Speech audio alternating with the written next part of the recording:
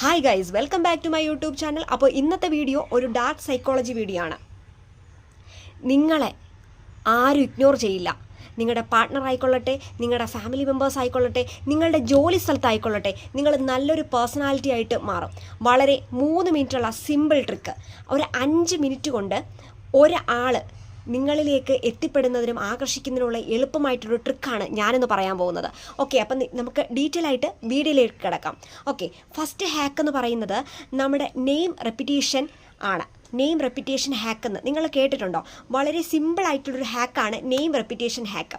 അപ്പോൾ അതായത് നമ്മൾ ഓപ്പോസിറ്റ് നിൽക്കുന്ന ഒരു പേഴ്സൺ, ആ പേഴ്സൻ്റെ പേര് നമ്മൾ 2 പ്രാവശ്യം, 3 പ്രാവശ്യമല്ല 2 പ്രാവശ്യം, ഫസ്റ്റ് കാണുന്ന ഒരാളാണെങ്കിൽ ആ ആളുടെ പേര് 2 പ്രാവശ്യം നമ്മൾ എടുത്തു പറയുകയാണെങ്കിൽ നമ്മുടെ ബ്രെയിനിൽ, അതായത് ഓപ്പോസിറ്റ് നിൽക്കുന്ന ആളുടെ ബ്രെയിനിൽ ബ്രെയിൻ കെമിസ്ട്രി വർക്കാവുകയും അവരിൽ ആ ഒരു ബ്രെയിൻ കെമിസ്ട്രി വഴി ഓക്സിറ്റോക്സിൻ വർക്കായി അവിടെ ഒരു feel and comfortable zone create ചെയ്യുകയും ചെയ്യുന്നു. ഇതാണ് ഒരു സയൻറ്റിഫിക് ആയിട്ടുള്ളൊരു പ്രൂഫ് എന്ന് പറയുന്നത്. ഓക്കെ, എന്താണ് ഈ നെയിം റെപ്പിറ്റേഷൻ? ഒരാൾ എൻ്റെ ഓപ്പോസിറ്റ് നിൽക്കുന്നു. ഹായ് രാഹുൽ, സുഖമാണോ? എത്ര ദിവസമായിടാ നിന്നെ കണ്ടിട്ട്? പിന്നെ എന്തൊക്കെയുണ്ട് രാഹുൽ വിശേഷം? ഞാൻ 2 പ്രാവശ്യം പറയുന്നു. അപ്പോൾ ആ പുള്ളിക്ക് എന്നോട് എന്താണ് ഒരു comfortable zone and trust feel ചെയ്യാൻ സഹായിക്കുന്നു. ഇത് ബ്രെയിൻ കെമിസ്ട്രി വഴിയാണ് സാധ്യമാക്കുന്നത്. ഓക്കെ, ഈ ഓക്സിറ്റോസിൻ സ്പ്രെഡ് ആയി കഴിഞ്ഞ് ആ ഒരു ചേഞ്ചിൽ നിന്നാണ് നമുക്ക് എന്ത് ചെയ്യുന്നത്, ഈ ബ്രെയിൻ കെമിസ്ട്രി വർക്കാവുന്നത്. ഈ ഒരു സമയത്ത് ഓക്സിറ്റോസിൻ റിലീസ് ആവുകയും അവിടെ ഒരു കംഫർട്ടബിൾ സോൺ അവിടെ ക്രിയേറ്റ് ആവുകയും ചെയ്യുന്നു.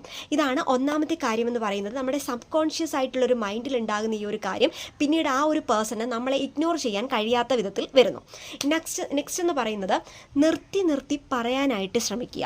അതായത് ഓപ്പോസിറ്റ് നിൽക്കുന്ന ഒരാൾ സംസാരിച്ച് 2 മിനിറ്റോ 3 മിനിറ്റോ അല്ലെങ്കിൽ എളുപ്പം പറഞ്ഞു തീർക്കുന്ന ഒരു വ്യക്തിയാണെങ്കിൽ 5 സെക്കൻഡോ 10 സെക്കൻഡോ കഴിഞ്ഞ് മാത്രം നിങ്ങൾ സംസാരിക്കുക. അതായത് ഇടവേളകൾ കൊടുത്ത് മാത്രം സംസാരിക്കാൻ പഠിക്കുക. അപ്പോൾ ആ ഒരു പേഴ്സണോട് അതായത് ആ ഒരു പേഴ്സണ് നിങ്ങളോട് ഒരു നല്ലൊരു പേഴ്സണാലിറ്റി ആയിട്ട് ഫീൽ ചെയ്യുകയും അത്യാവശ്യം സ്റ്റാൻഡേർഡ് ഉള്ളൊരു പേഴ്സണാണ്, കൊള്ളാം, നല്ലൊരു പേഴ്സണായിട്ട് ഫീൽ ചെയ്യുകയും ചെയ്യുന്നു. നിങ്ങളോട് ഓൾറെഡി ഒരു അറ്റാച്ച്മെൻറ്റ് ഫീൽ ചെയ്യാനായിട്ട് സഹായിക്കുകയും ചെയ്യുന്നു. ഒരിക്കലും ചാടിക്കേറി സംസാരിക്കരുത്. ഒരാൾ സംസാരിക്കുമ്പോൾ ഇടയ്ക്ക് കയറി സംസാരിക്കുന്നത് മോശമാണ്, നമ്മുടെ പേഴ്സണാലിറ്റി താഴുകയും ചെയ്യുന്നു. ഇനി നെക്സ്റ്റ് എന്ന് പറയുന്നത് വളരെ ഈസി ആയിട്ടുള്ളൊരു ട്രിക്കാണ് മിററിംഗ് ബോഡി ലാംഗ്വേജ് എന്ന് പറയുന്നത്.